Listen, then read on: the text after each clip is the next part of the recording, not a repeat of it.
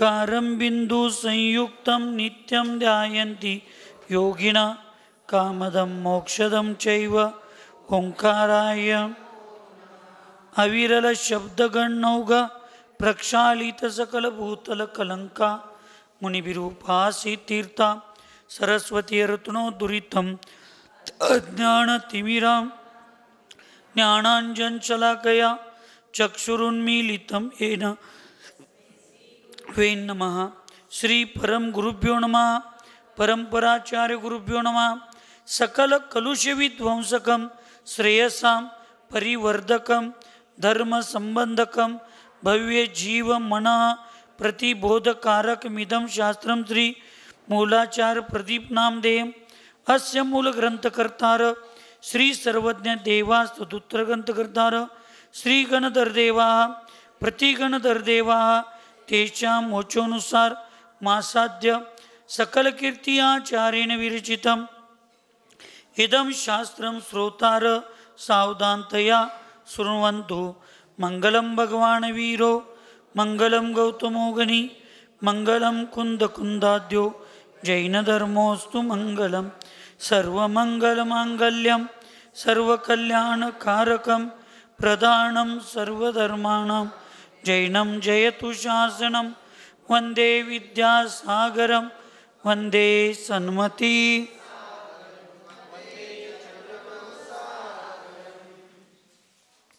श्रीमन्तं मुक्तिभर्तारं वृषभं वृषनायकं धर्मतीर्थकरं ज्येष्ठं वन्दे नन्तगुणान्याणाचारफलप्राप्ता नरहत्सिद्धत्रियोगिना नत्वा वश्रेष्ठदाज्ञानाचारं विश्वाग्रदीप।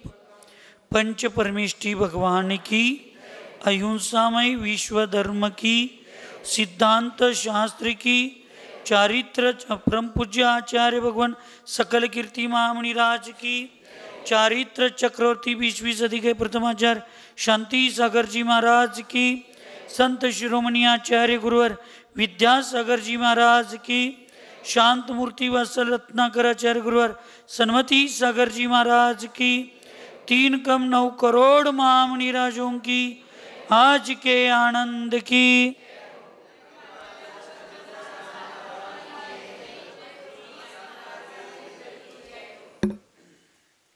पूर्व चर्चेमध्ये आचार्य भगवंत सकल कीर्ती महामुनिराज यांनी शुक्ल ध्यानाचे शुक्ल ध्यान आणि परम शुक्ल ध्यान असे 2 भेद केलेले होते। पृथकत्व वितर्क विचार आणि एकत्व वितर्क विचार हे पहिले सामान्य शुक्ल ध्यान सांगितले आणि यांच्या निमित्तानं केवळ ज्ञानाला केवळ ज्ञानरूपी नेत्र प्रकट होतात म्हणून सांगितले।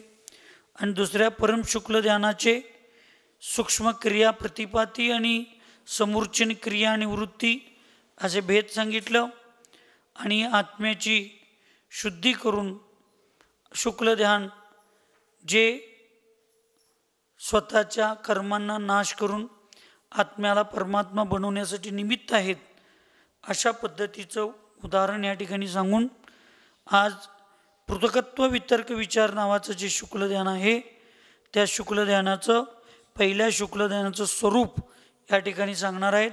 हे एकच ध्यान वास्तविक ध्येय रूप आहे। काय आहे? ध्येय रूप म्हणजे स्वीकारण्यायोग्य निश्चयानं।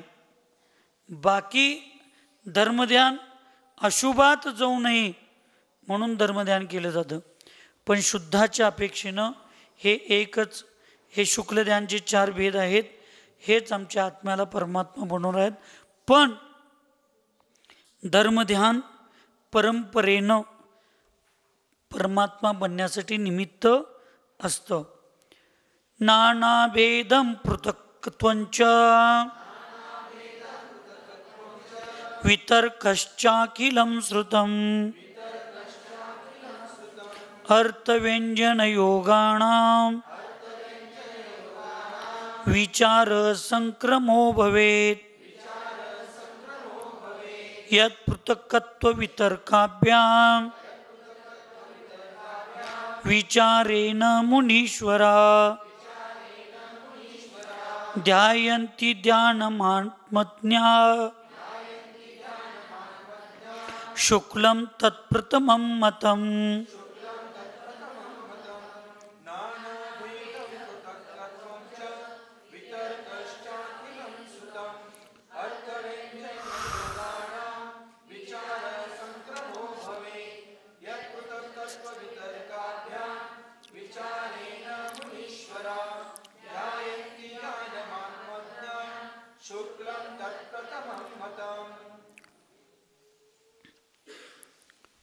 पृथकत्व वितर्क विचार ध्यान में अनेक द्रव्यों का व अनेक प्रकार के द्रव्यों का ध्यान होता है. ह्या विचारा म्हणजे 8 ते 11व्या गुणस्थानाचं काही आचार्यांनी याचं प्रमाण सांगितलेलं आहे. 8व्या गुणस्थानापासून 11व्या गुणस्थानापर्यंत पृथकत्व वितर्क विचार दुःख ध्यान असतं. यात अनेक प्रकारचं द्रव्य असतं. आत्मचिंतनामध्ये जरी तो लीन असला, एकाग्र असला, तर श्रुतज्ञान हे स्वायोपशमिक ज्ञान असल्यामुळं त्या श्रुतज्ञानामध्ये अनेक प्रकारच्या द्रव्यांचा विचार त्या ठिकाणी असतो. आणि मन वचन काय तीनों योगांनी, तीनों योगों से होता है, इसलिए इस ध्यान को पृथकत्व कहते हैं. आणि हे मन वचन काय तिन्ही योगांचा आधार इथं घ्यावा लागतो, म्हणून हे ध्यान पृथकत्व म्हटलं जातं. वितर्क शब्द का अर्थ श्रुतज्ञान आहे. वितर्क या शब्दाचा अर्थ काय, म्हणजे ज्ञान श्रुतज्ञानपूर्वक होतं. मग ते श्रुतज्ञानपूर्वक असल्यामुळं इस ध्यान को, हे ध्यान करणाऱ्यांना कमीत कमी 9, किती 9, 10 अथवा 14 पूर्व को जानने वाला ही परम करता है. ऐकायला का झोपाला आहे? ऐकलंय? म्हणून तत्वार सूत्रामध्ये सांगितलं बघा, ज्या वेळेला हे ध्यान लावून शुक्ल ध्यान पहिलं लागतं, त्यावेळेला शपक श्रेणीच्या अपेक्षेनं नियमानं 11 अंग 14 पूर्व 12 श्रुताची त्यांना प्राप्ती झालेली असते. त्या मुनी महाराजांना शपक श्रेणी मी सांगायला लागलोय. उपशम श्रेणीचा विषय मी घेतलेला. उपशम श्रेणीला पण हा नियम लावला तर पहिल्या गुणस्थानात जाणाऱ्या जीवाचं 11 अंगां 14 पूर्व म्हणजे 12 ज्ञानी जीव, त्या भावात उपशम श्रेणी चढताना जीव त्याला प्राप्त झाला तर खाली उतरल्यावर तो 12 ज्ञानी जीव पण पहिल्या गुणस्थानात जाईल असं सिद्ध होईल. म्हणून शुक्ल ध्यान शपक श्रेणी चढताना, शपक श्रेणी चढायच्या सुरुवातीलाच त्या महामुनिराजांना 12 ज्ञान झालेलं असतं जिनवाणीचं. हे त्याचं तिथं उत्तर सांगायला लागले त्याने. अर्थ शब्द और योगों के संक्रमण को विचार करते. अर्थ शब्द आणि योग यांच्या संक्रमण, संक्रमण म्हणजे परिवर्तन, आदला बदल, याला काय म्हणतात? संक्रमणला तुम्ही आदला बदल पण म्हणू शकता, मिश्रण पण म्हणू शकता. संक्रमण झालं, होष्टन गाई असते की, संकरित गाई म्हणतात का नाही त्याला? काय म्हणतात? संकरित. 2 विशिष्ट जातीच्या रजवीर्य मिळून ती जे तयार केलेलं असतात त्याला होष्टन गाई म्हणतात. आणि त्या गायींचं दूध हे कधीही शरीरासाठी अपायकारकच असतं. वास्तविक हे रोग जे वाढायला चालू झाले, हे गायींचं दूध जास्त प्रमाणात समाजात सगळ्यांच्यात आल्यापासून झालं. देशी गाईचं दूध हे शरीरासाठी अमृत मानलेलं आहे. होस्टन गाईचं दूध हे शरीरासाठी विष मानलेलं आहे.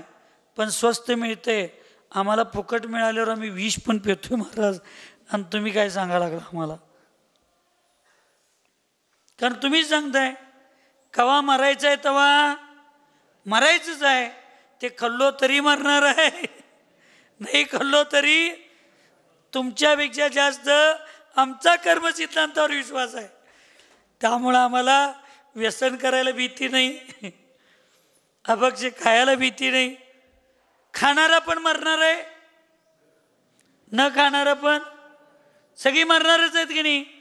मग उगाच दरिद्र्यागत न खाता एकमेकाचं तोंड बघत मरण्यापेक्षा खाऊन जीवनाचा आनंद लुटून मेलं तर चांगलं आहे की नाही सांगा. मरा मरा. अरे पटकन आनंदात मेलास तर बरं, किडं पडून मारा लागल्यावर काय करणार, मग आनंद कळल. सगळे हे स्वतःच्या विचाराला पुष्ट करण्यासाठी अज्ञानाचं पांघरून आम्ही घेतलोय. झोपलेल्या माणसाला जागं करायचं स्तवन भगवंतांचं काम करतं.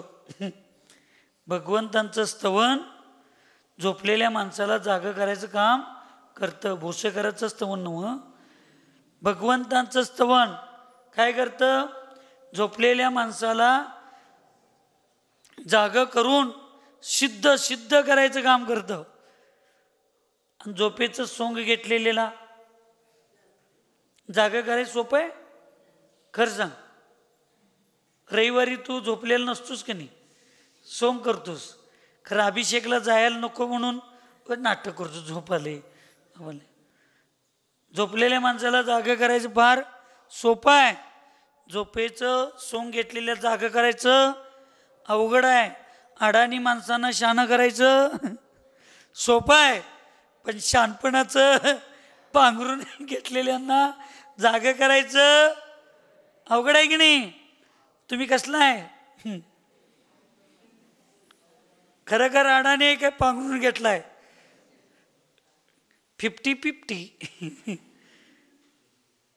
तुमच्यापाशी आलो की पांघरून घेतोय, बाहेर गेलो की अडाणी राहतोय. असू दे, घ्या. ज्याचं त्याचं कर्म आहे, ज्याचं त्याचं पुरुषार्थ आहे, ज्याचं त्याचं विषय आहे, त्याला आपण काहीही करू शकत नाही. पण त्या ठिकाणी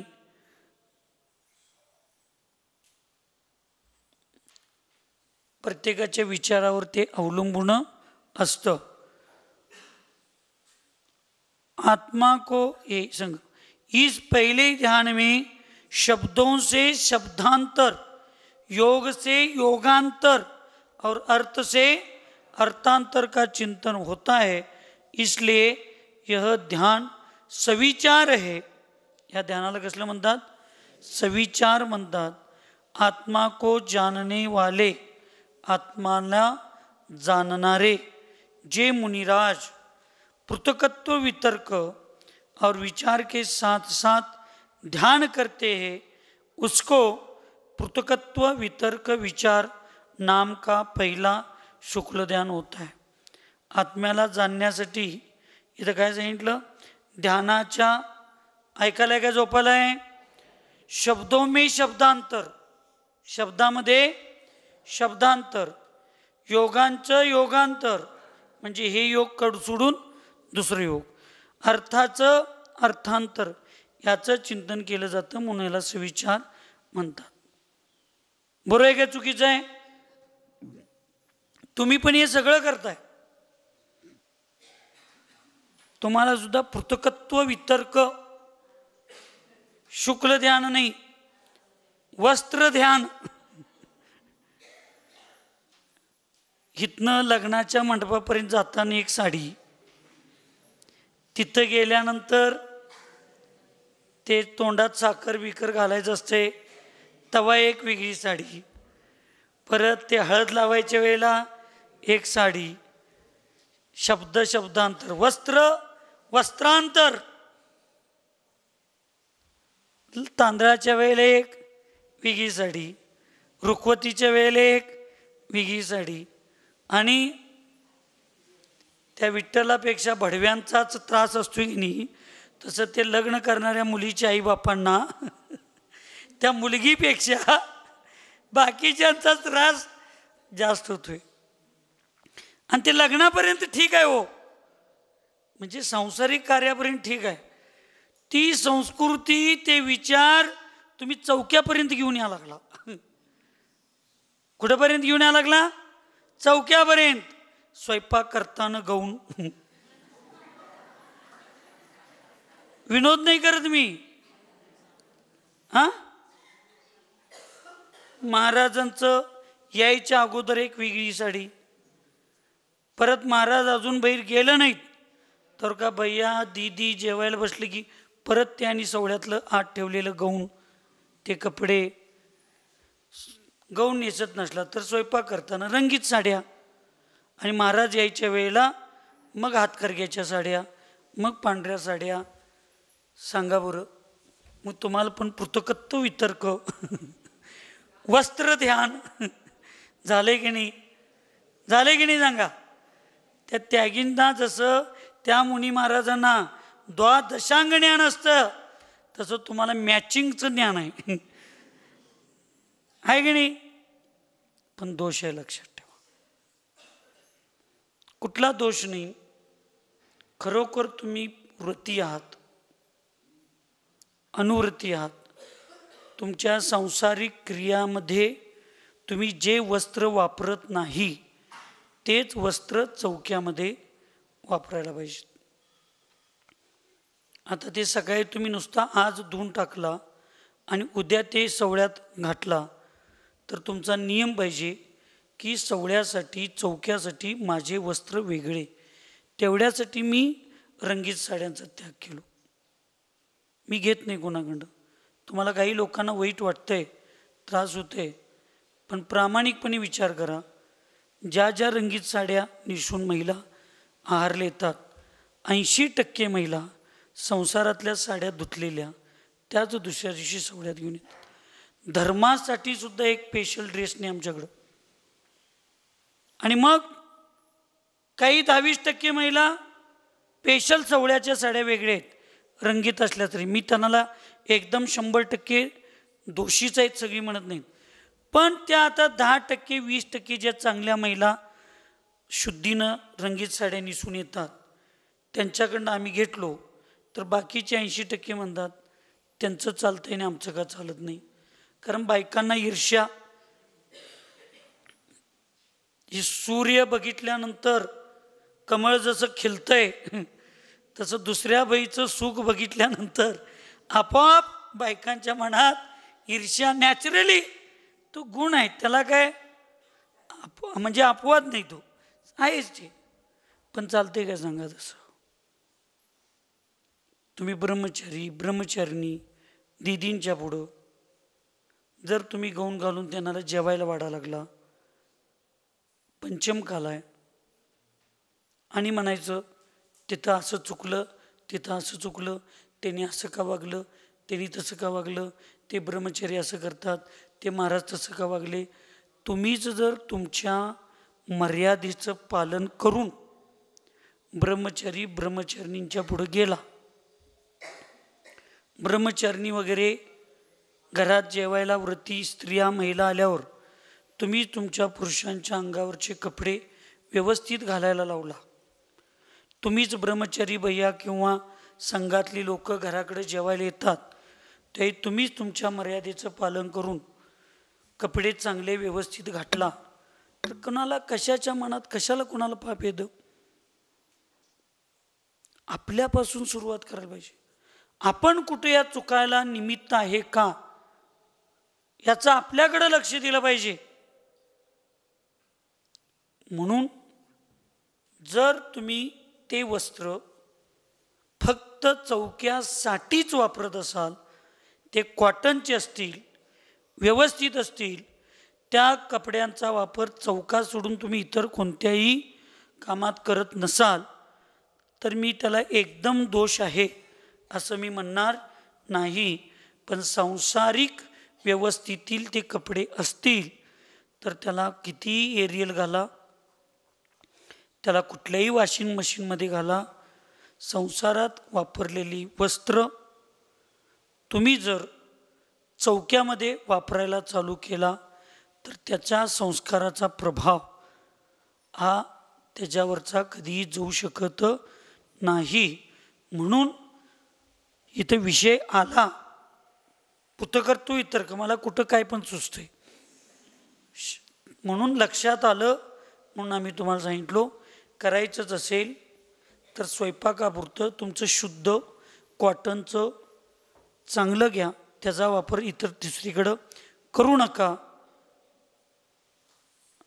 आणि किमान संध्याकाळी भैया वगैरे जेवायला येतात, महाराजांच्या जवळ आलेले पुरुष लोक वगैरे जेवायला येतात, दीदी लोक वगैरे जेवायला येतात, तर किमान तसल्या वस्त्रावरनी त्यांची वयावृत्ती, त्यांची सेवा, त्यांना आहार देण्याचं वगैरे कार्य करू नका. अन्यथा काल पंचम आहे, सगळ्यांच्या विचारांच्या मध्ये अस्थिरता आहे. श्रद्धा भक्ती किती जरी असली तर कधी ना कधी तर मार्गस्खलन होण्याची शक्यता असते. त्याला निमित्त तुम्ही साविका बनू नका. एकत्व वितर्क अविचार नामक शुक्ल ध्यान का स्वरूप. एकत्वेन वितर्केन विचारेणाति निश्चलम् ध्यायन्ति क्षीणमोहाय ध्यानं द्वितीयमेव तत्.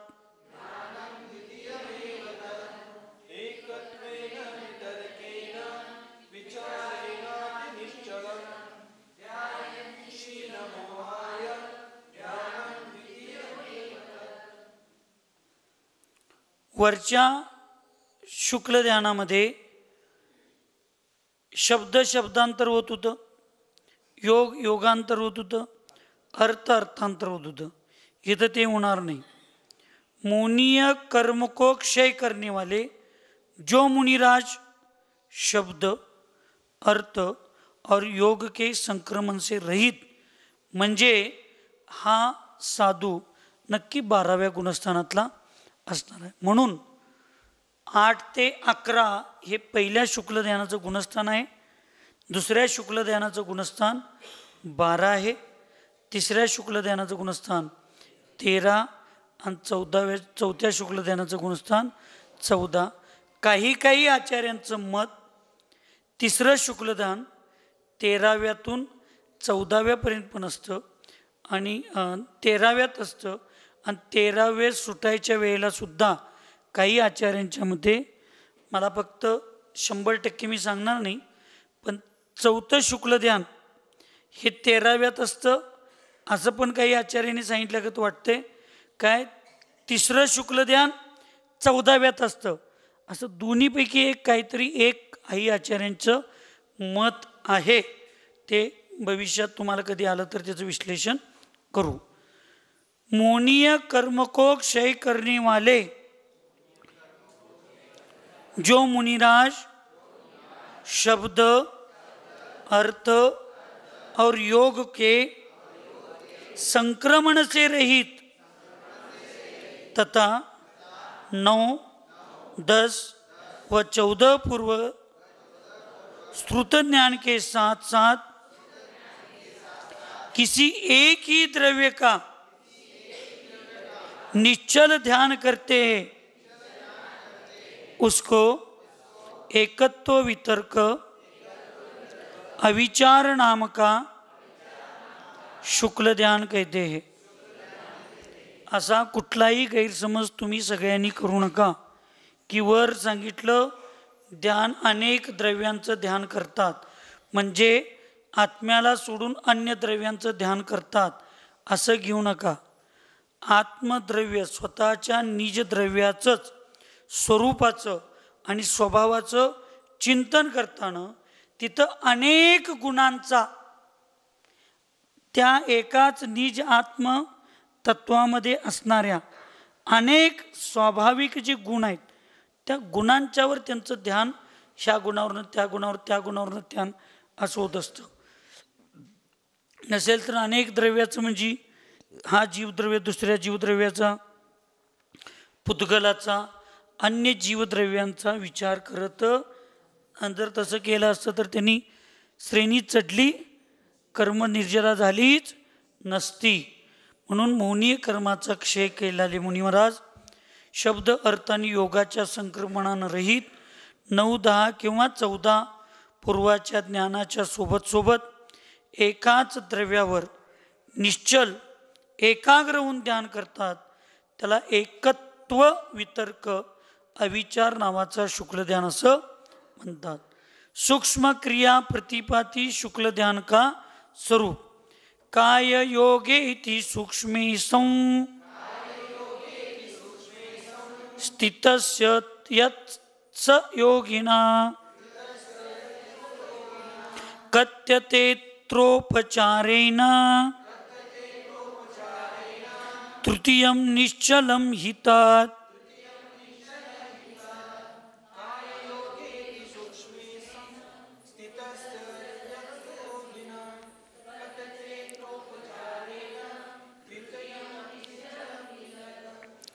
जिस समय सयोग केवली भगवान अत्यंत सूक्ष्म कायोग में निश्चल विराजमान होते हैं, उस समय उनके निश्चल होने को उपचार से ध्यान कहते हैं. यह तीसरा सूक्ष्म क्रिया प्रतिपाती नाम का शुक्ल ध्यान है. जे संयोग केलेले असतात ते अत्यंत सूक्ष्म क्रियेचा काय योग निश्चल म्हणजे स्थिर होऊन त्या ठिकाणी करतात, त्याला सूक्ष्म क्रिया प्रतिपाती नावाचं शुक्ल ध्यान, तिसरं शुक्ल ध्यान म्हणतात. वास्तविक लक्षात ठेवा, इथं आता शुक्ल ध्यानाचं स्वरूप आले म्हणून सांगतो. सांगू काय नको? तीर्थंकरांच्या अतिशयामध्ये 5वं केवल ज्ञानाचा अतिशय की तीर्थंकरांच्यावर कधीही उपसर्ग होत नाही. जो उपसर्ग होतो तो मुनी अवस्थेत झाला. पार्श्वनाथांच्यावर, सुपार्श्वनाथांच्यावर, भगवान महावीरांच्यावर, काय 2-4 तीर्थंकरांचा झाला. तो कुठल्या अवस्थेत झाला? मुनी अवस्थेमध्ये. तीर्थंकरांच्या बाबतीत तर नियम आहे, वज्र ऋषभ नारद सगळ्यांनाच नियम आहे तो. जे मोक्षाला जातात त्यांचं शरीर कसं असतं? वज्र वृषभ नारद सहनंद. तुमच्या सगळ्यांच्यातलं मनातलं गैरसमज काढायसाठी सांगायला लागलोय. शास्त्राला अपवाद मी कधी लावत नाही, दोष लावत नाही, पण समजून घेण्याची क्षमता पाहिजे.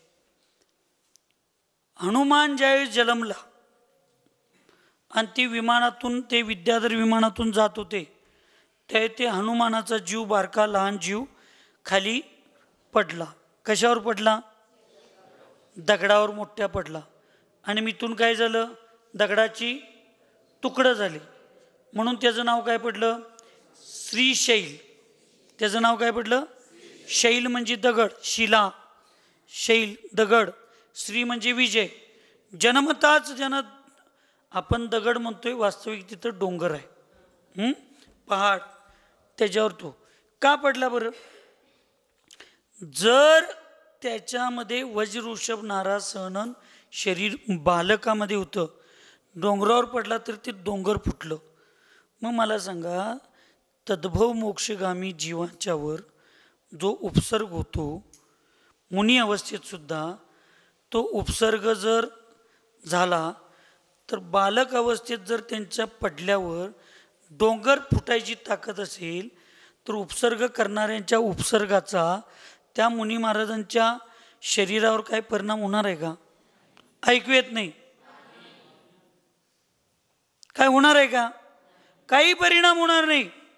तरी पण आम्ही म्हणायचं पार्श्वनाथांचा उपसर्ग त्यांनी दूर केला, ह्यांचा उपसर्ग त्यांनी दूर केला, आणि यांनी नसतं तर पार्श्वनाथ मोक्षाला गेलंच नसतं. वा फट्ट्यांनो, मग त्यांच्या वज्रऋषभ नाराज सहन शरीराचं काय अतिशय नाही आहे जन्माचं, आहे का नाही? म्हणून आम्ही सिद्धांताला न धरता नुसता प्रवचनाचा आधार घेऊन आम्ही जी अज्ञानी लोक आहेत ती पण आणि तुम्ही ज्ञानी झालेली तुम्ही पण सगळीच अर्ध्या अळकुंडाने पिवळी झाल्या कदाचित. स्वतः शास्त्र उघडून वाचून त्याचा कर्णानुयोग, चरणानुयोग, प्रथमानुयोग, द्रव्यानुयोग याच्याशी योग्य त्याचं चिंतन अनुप्रेक्षा करून मग एखादा निर्णय घ्यायचा असतो. त्यामुळं कुठल्याही देवी देवतांनी भगवंतांचा उपसर्ग, मुनी महाराजांचा उपसर्ग दूर केला नसता तर केवळ ज्ञान झालं हे गैरसमजूत आहे तुमचं, ते काढून टाका. एक, आणि ते भगवान केवळ ज्ञान होणारच आहे, त्यामुळे त्यांनी केलेल्या सेवेचं सुद्धा काय किंमत नाही असं जे आम्ही तुम्ही म्हणा लागलोय ते पण आमचं तुमचं अज्ञान आहे. मला सांगा, मग तुम्ही आम्हाला पोटाला घालायला लागलाय, उपकार करायला लागलाय काय करायला लागलाय? उपकार करलाय काय कर्तव्य करलाय? ऐकू येत नाही, कर्तव्य करायला लागलाय. मग तुम्ही आम्हाला पोटाला घालताय, आमची सेवा करताय, शे आम्ही मागून घेतोय काय तुम्ही तुमचं कर्तव्य म्हणून करताय? त्याचं पुण्य आहे काय नाही? आहे काय नाही? मग तुम्ही जर आमच्यासारख्या सामान्य साधूंचा उपसर्ग दूर करत असाल, भक्तीपोटी, सेवेपोटी, श्रद्धेपोटी, तर 3-3दा स्टेजवर जाऊन सत्कार करून घेताय, धर्मात्मा धर्मात्मा धर्मात्मा. तर तीर्थंकरांची सेवा वयावरती तीर्थंकरांनी बोलवलं नाही हे त्यांना पण माहिती आहे, त्यांना पण अवधी ज्ञान आहे, ते सम्यक दृष्टी आहेत, त्यांना वज्रऋषभ नाराज सहन नाही. ह्या कुठल्याही गोष्टीमुळं तीर्थंकरांच्यावर काही फरक पडत नाही हे त्यांना पण माहिती आहे. पण मी त्यांची शासन देवी देवता आहे आणि त्यांची सेवा वयावरती करणं हे माझं कर्तव्य आहे, धर्म आहे, म्हणून ती धर्म करायला जातात. मग तुम्ही सामान्य साधूंची सेवा करता त्यावेळी तुम्ही धर्मात्मा असता, त्यावेळी ती तीर्थंकरांची सेवा करतात, मग ते धर्मात्मा आहेत का नाहीत? ऐकू येत नाहीत? आहेत का नाहीत? पण आम्ही किती तिरस्कार करतोय, आम्ही किती निंदा करतोय. एक एक साधू तर अंकल आंटी असल्या भाषेत त्या देवी देवतांचं. लक्षात ठेवा, अवर्णवाद आहे आणि अवर्णवादाचा बंध मिथ्यात्व आहे आणि मिथ्यात्वाचा बंध पहिल्या गुणस्थानात होतो. अशा वेळेला आम्ही साधू जर असं निंदात्मक उपहासात्मक एखाद्या देवी देवतांना किंवा कुणालाही आम्ही जर बोलत असेल तर आम्हाला सुद्धा त्यावेळी कर्माचा बंध होतो. 4 लोकांच्या टाळ्या घेण्यासाठी, 4 लोकांची मान्यता मिळवण्यासाठी आम्ही पुढं किती भावात ते दुःख भोगतोय हे कळून घ्यायला पाहिजे आम्हाला. इथे विषय आलाय म्हणून मी सांगायला लागलो. श्रेणी चढण्यासाठी आरूढ झालेले जे मुनी महाराज असतात, शपक श्रेणीवाले, ते नियमानं वज्रऋषभ नाराज सहन असतात म्हणून त्यांच्यावर कुठलाही फरक पडत नाही. पण त्यांच्यावर कुठला फरक पडत नाही म्हणून माझ्या डोळ्याला माझ्या भगवंतांच्यावर उपसर्ग होत असताना, गुरूंच्यावर उपसर्ग होत असताना जर तुमच्या आमच्या सामान्य लोकांचे सेवा करायचे भाव तिथं होत असतील तर त्या देवी देवतांचं होऊ नये काय? व्हायला काय अडचण आहे काय? आणि मग त्यांनी सेवा केलं म्हणजे काय? भगवंतांच्यासाठी त्यांचं काही महत्त्व नाही, म्हणजे काय उपकार नाहीत. पण देवादी देवांची सेवा जर स्वर्गातले देव येऊन किंवा हे मध्य लोकातले वेंतरवासी भवनवासी देव येऊन करत असतील तर आम्ही आमच्या मुनी महाराजांची गुरूंची सेवा आम्ही मनुष्य लोकांनी केली पाहिजे. हे एक त्यांनी तुम्हाला आम्हाला दाखवून दिलेला आदर्श आहे. तुमच्या सासू सासऱ्यांच्या काळात घरात चौका लागत होता, तुमच्या आई वडिलांच्या घरात पूर्वी चौकी लागत होते म्हणून आज तुम्ही चौका लावा लागलाय. आज तुम्ही लावला तर पुढं सुना लावणार, तुमची मुलं लावणार. आणि तुम्ही नाहीच लावला तर महाराजांचं पुण्य असलं तर मिळतंय की. आम्हीच कशाला लावायला पाहिजे, त्यांच्या पुण्याईनं कुणाच्यात पण मिळेल असं म्हटलं तर तुमच्या घरातला धर्म टिकेल. महाराज काय मरणार नाहीत, पण तुमच्या घरातला धर्म संपुष्टात येईल. तसं त्या देवी देवतांना माहीत होतं, मी गेलो तरी भगवंतांच्यावर काय फरक पडणार नाही आणि मी नाही गेलो तरी काय फरक पडणार नाही, पण मला माझं पुण्य मिळवून घ्यायचं आहे. मला माझा स्त्रीपर्याय छेद करायचा आहे. मला भगवंतांची सेवा करून मला माझ्या सामर्थ्याचा चांगला उपयोग करायचा आहे. म्हणून या भावनेनं ते येतात. म्हणून ते पूजनीय देव म्हणून पूजनीय जरी असले तरी ते तिरस्कृत तर नक्की नाहीत, निंदनीय तर नक्की नाहीत. याची कुठं तर जाणीव आज स्वाध्यायात न करता नुसता प्रवचनात आणि असं ऐकून ते असे आहेत, ते तसे आहेत, ते तसे आहेत, ही तिरस्काराची भूमिका करणाऱ्यांनो, आपण तिरस्कार करून सुद्धा पाप मिळवा लागलो. म्हणून कुठल्या भूमिकेमध्ये त्या मुनी महाराजांचं काय सामर्थ्य असतं हे पण जाणून घ्या. आणि कुठल्या भूमिकेत आपण काय सेवा केलो तर त्याच्या पुण्याचा बंध किती मोठा असतो ते पण जाणून घ्या. हे नुसतं जैन धर्मात सांगितलं नाही मिथून, हिंदू धर्मात सुद्धा ज्या वेळेला त्यांना 12 वर्ष वनवासाला, कुणाला तुमच्या गुळवनो 14 वर्ष चालतात त्यांना, पांडवांची चर्चा चालू आहे. 12 वनवास म्हणले की नुसता राम.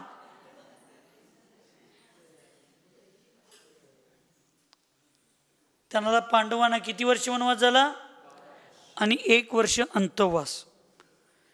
मग त्या सगळ्यांनी विचारलं श्रीकृष्णाला, आता आम्ही 12 वर्ष काय करू?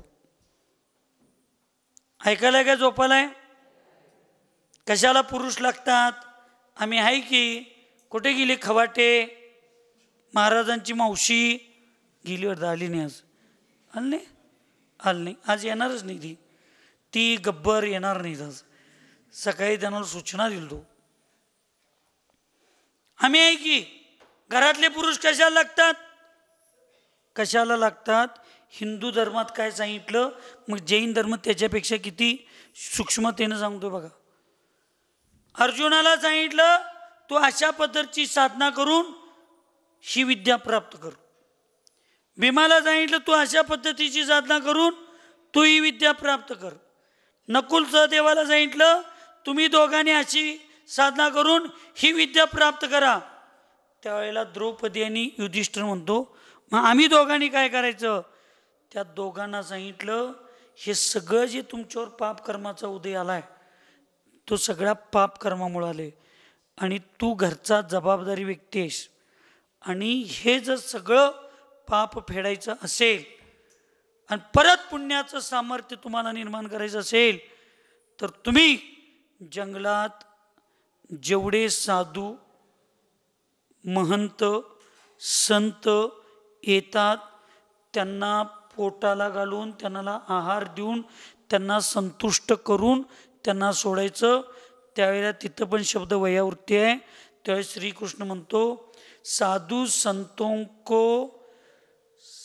संतों की वयावृत्ति आहार दान से ज़्यादा पुण्य इस विश्व में किसी के माध्यम से नहीं मिलता. मग युधिष्ठिरला का सांगितलं नाही तू साधना कर? आणि द्रौपदीला तुझं तू एकटी स्वयंपाक करून घाल, तुझं तू एकटी चौका लाव, तुझं तू एकटी स्वयंपाक करून घाल म्हटलं. युधिष्ठिरला का जोडून दिलं तिथं? घरचा करता माणूस आहे तो, जबाबदारी व्यक्ती आहे. जबाबदारी व्यक्ती धर्म केला तर सगळी परिवार धर्म करतो. जबाबदारी व्यक्ती जर अधर्मी असेल तर परिवार अधर्मी होतो. धृतराष्ट्र, दुर्योधन जबाबदारी व्यक्ती होते, अधर्म केले, सगळे परिवार अधर्म झाला. कुंती, पांडव धार्मिक होते, धर्मनिष्ठ होते, एकनिष्ठ होते, तत्वनिष्ठ होते, नीतिनिष्ठ होते. त्यामुळे त्यांच्या परिवारात एक सुद्धा, त्यांची पोरं सुद्धा धर्मनिष्ठाशिवाय त्यांच्या डोकीत काय आला नाही. पहिल्यांदा अभिमन्यू द्रौपदीच्या पुढे आला. कधी द्रौपदीला अभिमन्यू भेटला नव्हता, ऐकायलंय. पण सुभद्रेनं अभिमन्यूला आपल्या पुत्राला जन्मल्यापासून हेच शिकवलं होतं, तुझ्या वडिलाच्या तलवारीची तू धार आहेस, तुझ्या अन्य भावांच्या सुखामध्ये तू माग आणि दुःखामध्ये तू पुढं व्हायचं. आणि तुझ्या जीवनातलं सगळ्यात मोठं तत्व आहे, ध्येय आहे, तुझी जी मोठी आई द्रौपदी आहे तिच्या डोळ्यातल्या अश्रूंच्या, अपमानाच्या अश्रूंचा तुला सन्मान परत मिळवून द्यायचं, हे तुझ्या जीवनातलं ध्येय आहे. सावत्र आईबद्दल सुद्धा जीवन शिकवणारी सुभद्रा होती. ऐका लागलाय अभद्रेनो, ती सुभद्रा होती. तुम्ही एका पोटातनं 2 पोरं जन्माला घालताय, तर धाकट्यात आणि मोठ्यात 2 भेद करताय, सुनत 2 भेद करताय. मी थोरला भाऊ असलो तर धाकट्यांच्यावर अन्याय करतोय. काय घेऊन जाणार आहे आपण? काय आपण नीती शिकवा लागलो? घरातला जबाबदारी व्यक्ती करता पाहिजे, करता व्यक्ती धर्म पाहिजे, धार्मिक पाहिजे, न्यूट्रल पाहिजे, तो न्यायप्रविष्ट पाहिजे. घरातला मोठाच व्यक्ती जर अन्यायकारक निघाला तर बारके कसे न्यायकारक निघतील? म्हणून युधिष्ठिरला आहारदान दे, साधू संतांची सेवा कर. हिंदू धर्मात सुद्धा हेच महाभारतात सांगितलं. म्हणून आपल्या धर्मामध्ये सुंदर शरीराची प्राप्ती भगवंतांच्या अभिषेकमुळे होते. ऐकायला लागलंय? सुंदर शरीराची प्राप्ती भगवंतांच्या, तुम्ही नव यांनी तुम्ही पूजा करायचं नाही, द्या परमिशन म्हणणार रही. सुंदर शरीराची निर्मिती प्राप्ती भगवंतांच्या, वीतराग भगवंतांच्या अभिषेकामुळे होते. निरोगी शरीराची प्राप्ती आहारदान आणि औषधदानामुळे होतं. सत्पात्राला, उत्कृष्ट सत्पात्राला आहारदान आणि औषधदान दिल्यामुळं निरोगी शरीराची प्राप्ती होते. जिनेंद्र भगवंतांच्या वचनाचं अध्ययन केल्यामुळं उत्कृष्ट बुद्धी प्राप्त होते. औषधदानामुळं शरीर निरोगी, अभिषेकमुळं सुंदर शरीर, बुद्धी तीव्र, जिनवानीच्या स्वाध्यायामुळं आणि साधूंना आहारदान दिल्यामुळं दरिद्रतेचा नाश आणि सुख संपत्तीची संपदा प्राप्ती होती. ह्या चारीसाठीच तुम्ही मारा लागलाय काय कशासाठी जगा लागलाय सांगा? ऐकू येत नाही?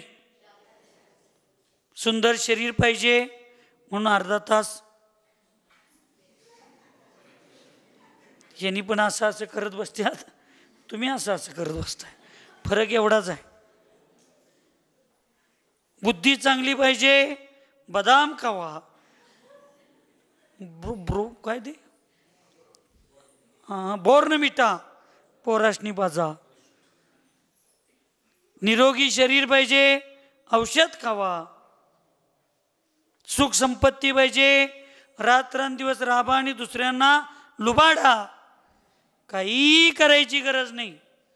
निश्चल मनानं, निस्वार्थ, निकांक्षित भावनेनं वीतरागी भगवंतांच्यासाठी रोज 10 मिनिटं अभिषेकला वेळ द्यायला तुमच्या मुलांना, पुरुषांना सांगा. किमान गावात आणि घरात गल्लीत येतात तेव्हा 1-2 घास आहारदान द्यायला सांगा. 24 तासातले 5 मिनिटं जिनवानीचा स्वाध्याय करायला सांगा. कोण साधू रोगी असूच नाहीत, पण चुकून कुठला रोगी साधू असतील तर त्यांना औषध द्यायला कधी तर संधी मिळते तेवढं करा. ह्या 4 गोष्टी करा. ह्या भावातलं दुःख संपेल, पुढल्या भावात दारिद्र्य येणार नाही. सुंदर शरीर, समचतुरस्र संस्थान शरीर, वज्रवृषभ नाराज शरीर, द्वादशांग जिनवानीचं साठवण्यासारखी बुद्धी आणि जगा आणि जगू द्यासाठी संपत्ती सगळी ह्या गोष्टीमध्ये मिळते. पण आम्हाला ते करणं गरजेचं आहे. विप्रत क्रिया निवृत्ती शुक्ल ध्यान का स्वरूप येन ध्यानेन चा योगी निष्क्रियो योग वर्जित यति मुक्ति पदम शुक्लम तच्चतुर्थम क्रियातिगम.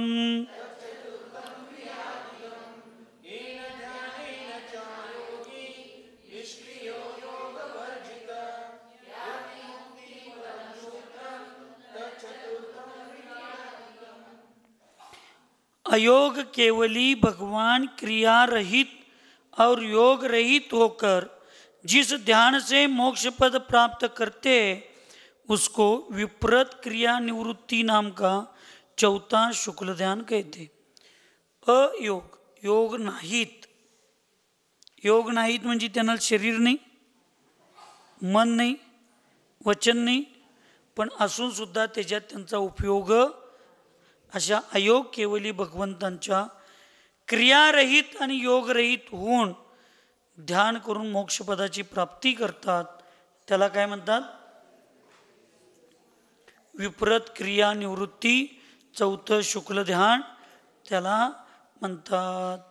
लक्षात ठेवा, हे ध्यान जे आहे चौथं, हेच चौथं ध्यान मोक्षाला साक्षात कारण आहे. काय कारण आहे? 2 कारणं असतात, साक्षात कारण आणि परंपरागत कारण. मोक्षाला जाण्यासाठी साक्षात कारण काय आहे? 14व्या गुणस्थानातील ऐकायलाय स्वभावमती माताजी, तुमची चर्चा चालू आहे स्वभावाची. इथं फक्त स्वभावाचीच मती असते. कुठल्या गुणस्थानात? 14व्या. तिथं योग काही असत आणि तुमचं सांगतानाच तुम्ही ऐकना. स्वभाव, मन, वचन काही योग नसतात. आणि ते 14व्या गुणस्थानातली शेवटचे समय आहेत. त्या शेवटच्या समयातले जे परिणाम आहेत ते साक्षात कारण आहेत. कशासाठी? मोक्षाला.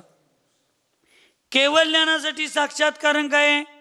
दुसऱ्या शुक्ल ध्यानाचे परिणाम किंवा 12व्या गुणस्थानातील शेवटच्या समयाचे परिणाम, हे सगळे साक्षात कारण त्याला आहेत.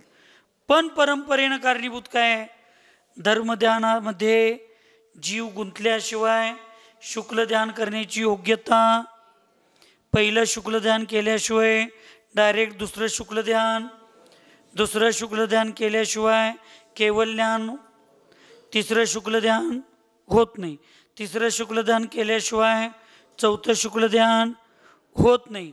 म्हणून साक्षात कारण चौथं शुक्ल ध्यान, 14व्यातले शेवटचे परिणाम जरी असले तरी सुद्धा त्या परिणामांना निमित्त असणारे खालचे सगळे शुक्ल ध्यान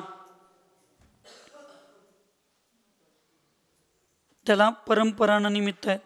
त्या शुक्ल ध्यानाला धर्मध्यान परंपरेनं निमित्त आहेत. त्या धर्मध्यानाला परंपरेनं मोक्षाला निमित्त भगवंतांची पूजा आहे, स्वाध्याय आहे. कारण तेच आत्म्याचं स्वरूप दाखवणार आहे, तेच आत्म्याच्या स्वरूपामध्ये स्थिर करणार आहे. त्यामुळं काही एक विचाराची अशी लोक आपल्या जैन धर्मात आहेत की पूजा करणं, स्वाध्याय करणं, साधूंना आहार देणं हे सुद्धा पुण्याच्या बंधाला निमित्त आहे. आणि शेवटी पुण्यसुद्धा सोडूनच मोक्षाला जायचं आहे. त्यामुळं फक्त आत्म्याचं चिंतन करणं हेच कर्तव्य आहे, हेच उपादेय आहे. म्हणून या सगळ्या गोष्टींना हेय म्हणतात.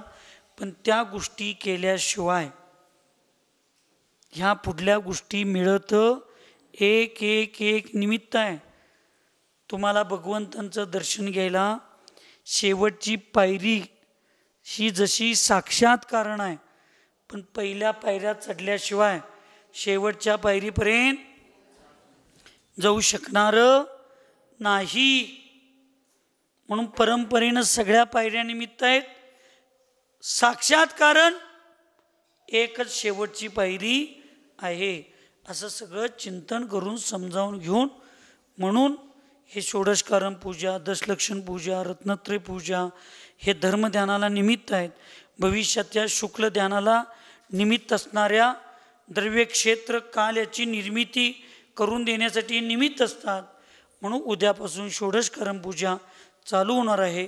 अत्यंत निर्मळ, स्वच्छ, चांगल्या भावनेनं ही षोडशकारण पूजा तुम्ही आम्ही सगळ्यांनी करून आपल्या आत्म्याला परमात्मा बनवण्यासाठी प्रयत्नशील पुरुषार्थ करावा, उत्साह घ्या पूर्वक करावं. एवढीच मंगलमय भावना व्यक्त करून थांबतो. ओम नमः. सुखी रहे सब जीव जगत में, कोई कभी न घबरावे, वैर पाप अभिमान छोड़ जग, नित्य नहीं मंगल गावे. ओम नमः. सबको क्षमा, सबसे क्षमा.